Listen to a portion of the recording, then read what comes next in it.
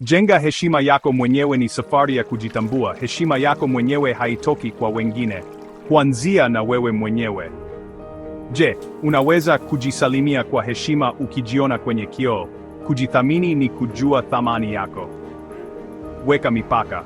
Watu watakubali kukuheshimu mara tu utakapojikubali wewe mwenyewe. Jihusudie kwa upendo. Unapojali mwili na roho yako, unajifundisha mimi ni muhimu. Kosa si ujinga, ni fursa ya kujenga. Mwenye heshima hukubali kukosea, halafu kujikokota. Heshima yako ni siri yako. Usiruhusu mtu yeyote kuivunja.